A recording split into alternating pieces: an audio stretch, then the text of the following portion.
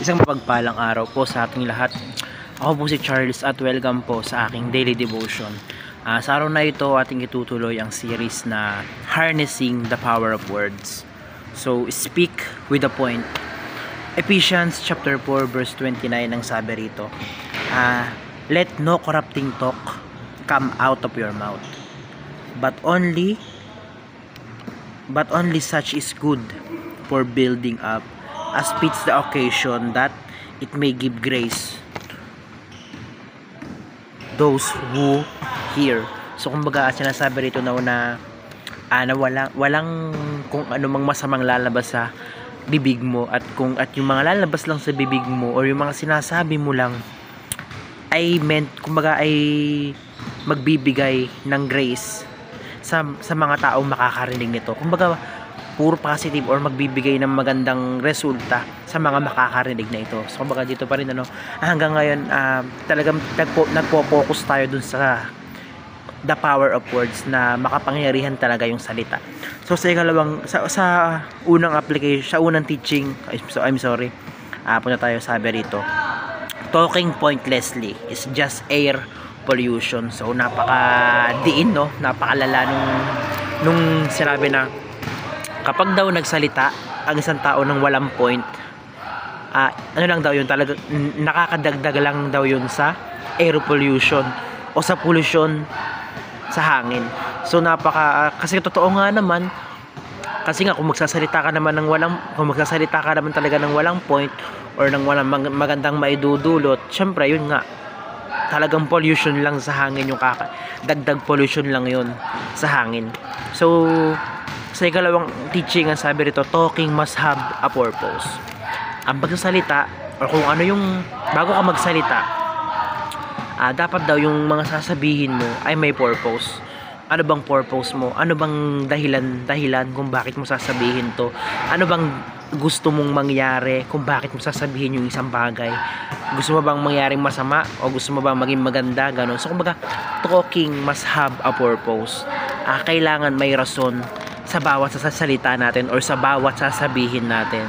So sa ikatlong application teaching, ang sabi, talking has meant to benefit others. So yung pagsasalita natin ay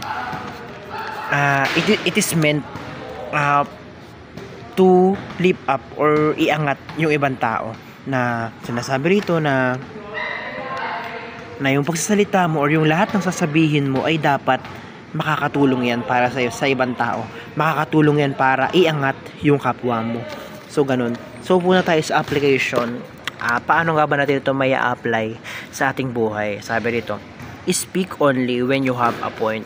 Magsalita ka lang kapag may point ka. Magsalita ka lang kapag maganda yung sasabihin mo. Magsalita ka lang kapag may meaning sabihin mo. Wag ka lang magsalita basta-basta dahil lang gusto mong may masabi. So speak when you have a point. Magsalita ka lang kapag may magandang may dudulot yung sasabihin mo. So sa ikalawang application, ang sabi, speak what is helpful. Magsalita ka lang, kumbaga hayaan mo lang na yung mga sasabihin mo o yung mga lalabas sa bunganga mo is helpful.